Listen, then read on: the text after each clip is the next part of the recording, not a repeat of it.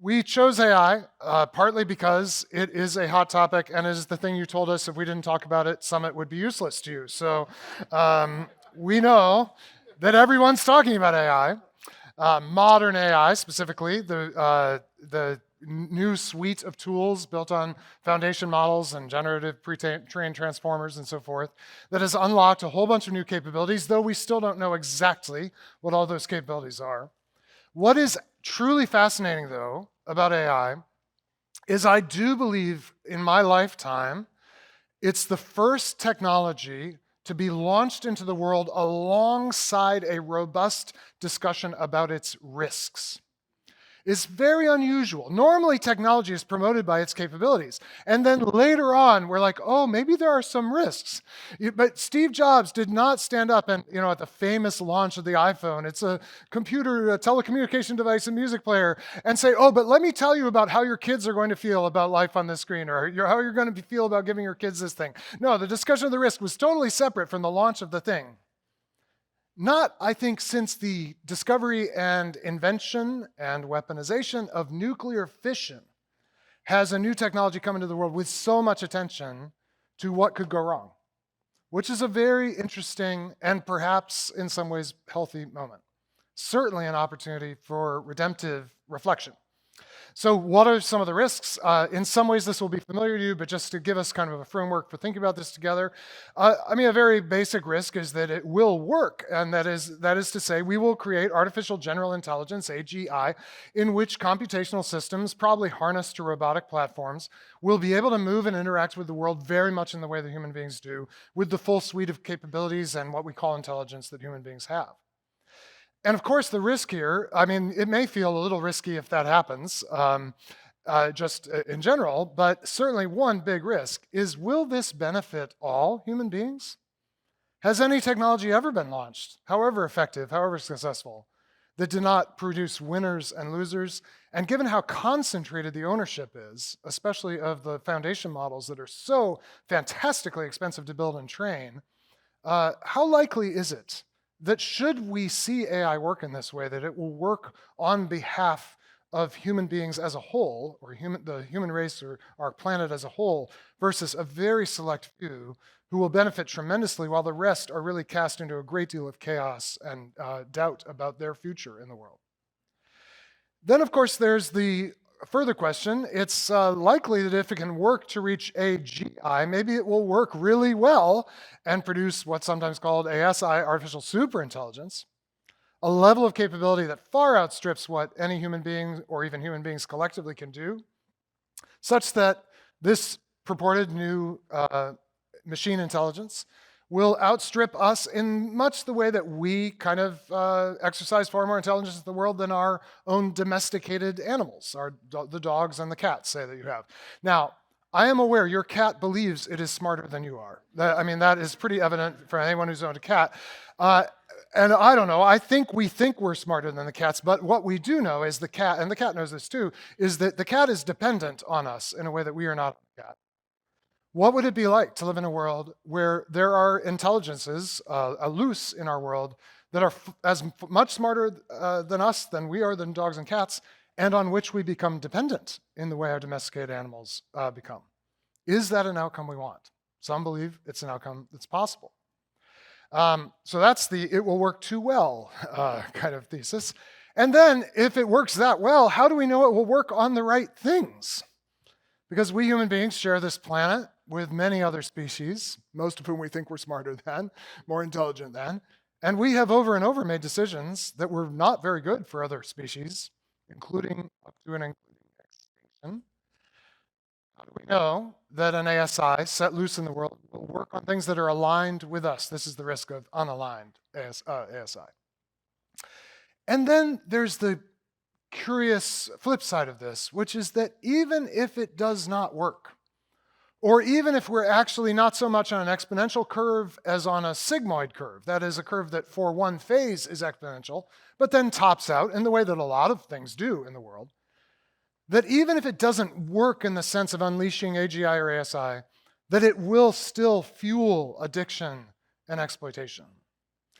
And this is not a totally theoretical possibility because, as Yuval Harari and Asa Raskin and Tristan Harris wrote in the New York Times last year, we've already actually had humanity's first contact with AI, not so much in the sense of foundation models and ChatGPT, but a previous generation of very effective algorithms that observed us very closely, that interacted with us in incredibly reinforcing ways, and we call this social media. And it didn't even depend on the level of capability that may be deployed soon by Meta and other companies. And yet it had profound and arguably quite disruptive and damaging effects. And if we didn't survive first contact, what will happen with second or third contact, even if the capabilities are not that much more advanced than what we see today? All these are risks that we're conscious of, that people are talking about.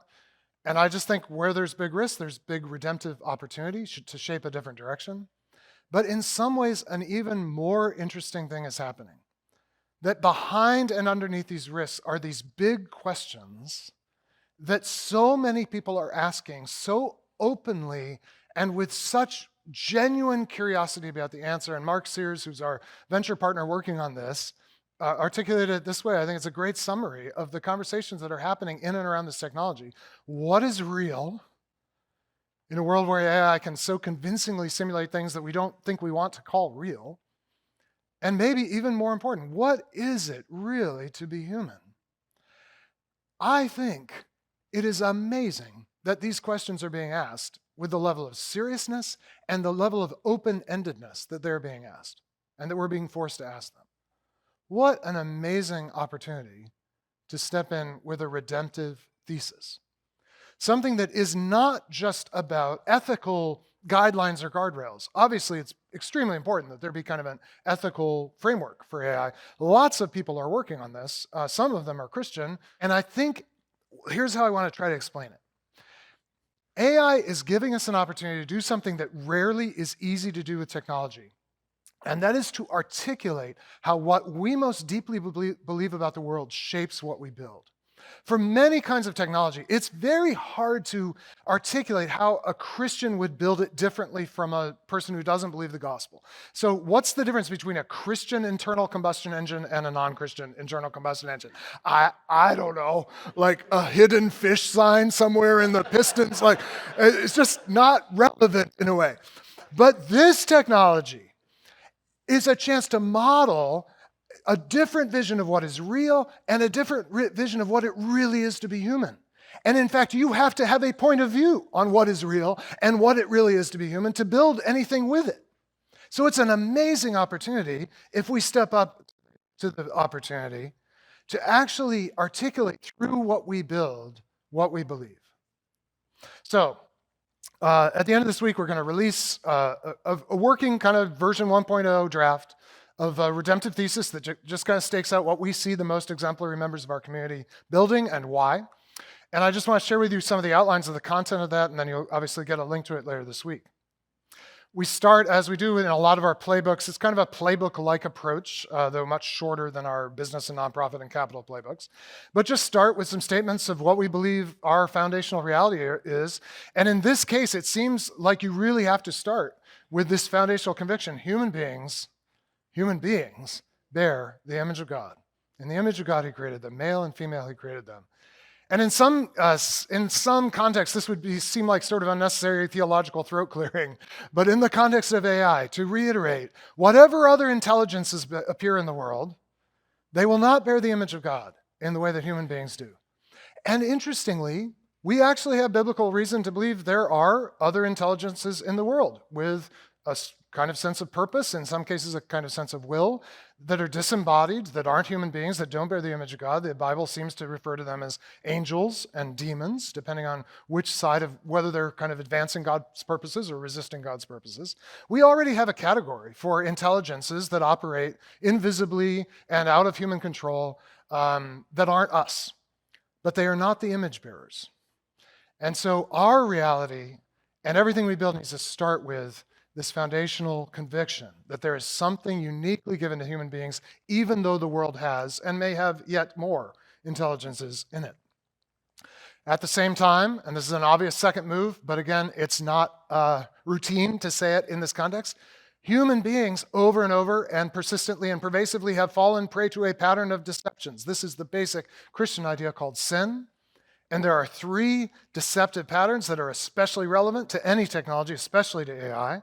Pride, the idea that we can live independently of God and live independently of the life of love that God offers and commands with no harm and great benefit to ourselves. We can't allow that deception to go unchallenged. The pattern of magic, the quest to secure good things for ourselves through some form of pure technique that does not require relationship. The idea that you can get good things to happen without requiring relationship with other people or with God, that's magic.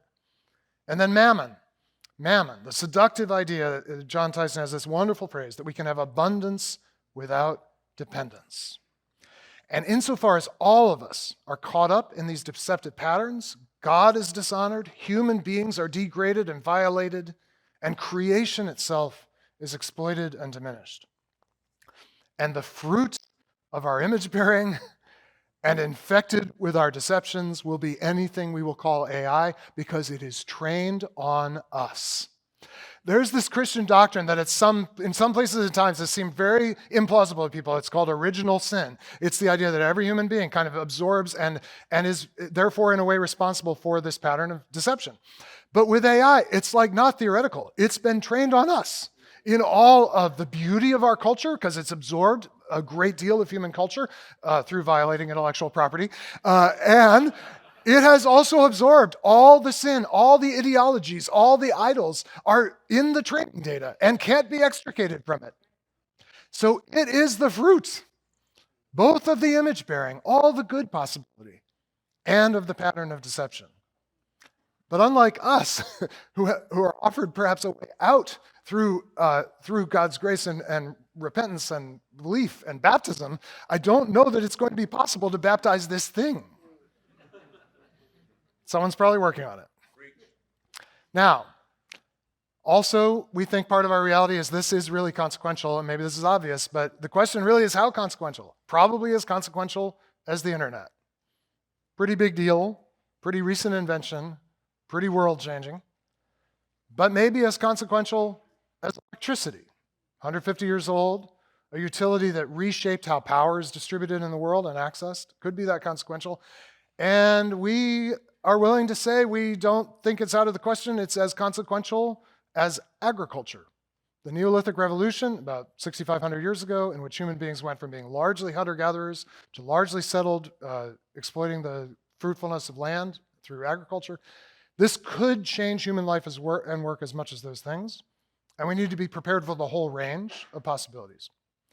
At the same time, we're going to stake our thesis that AI is not going to usher in some singularity as dreamed of by posthumanists in which human beings are replaced in our role in the cosmos by something greater than us that we can just be transmuted up into and just offer our lives as sacrifices to the god of data.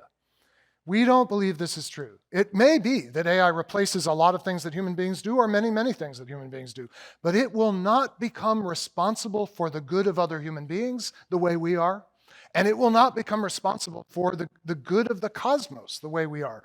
In the image of God, he created them. Male and female, he created them. Have dominion over the earth. God gave us responsibility. We are not going to escape that responsibility by uploading it to some greater intelligence.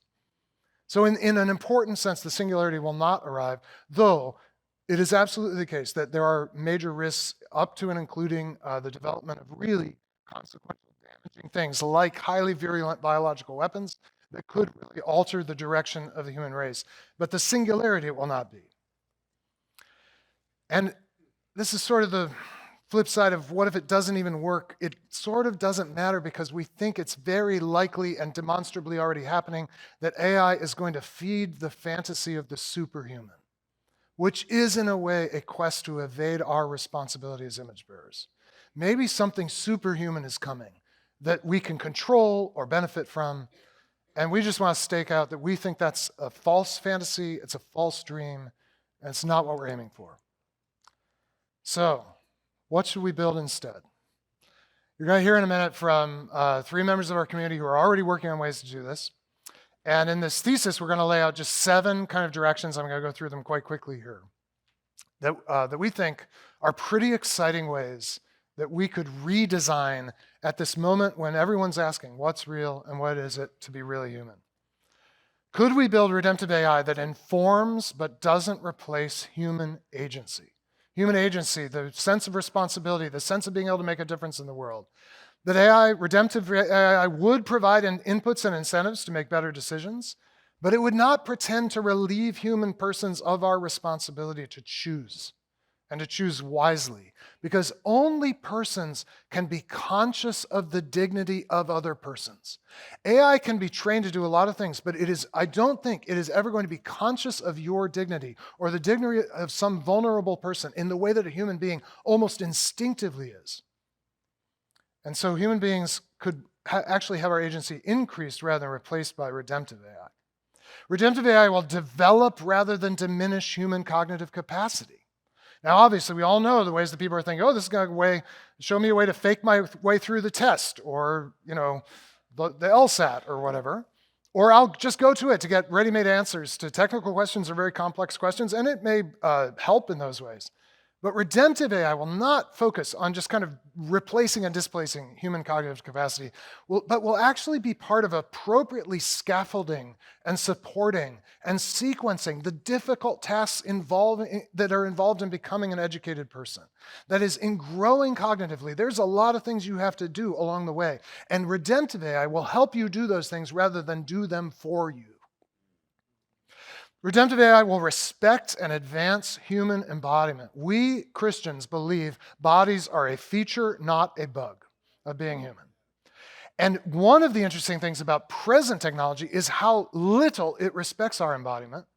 But AI, with its much more flexible ability to understand and kind of interact with the world as a whole, rather than a very narrow kind of piece of the world fed it through very narrow interaction layers, could actually be much better at interacting dynamically with human sensory and physical capacities.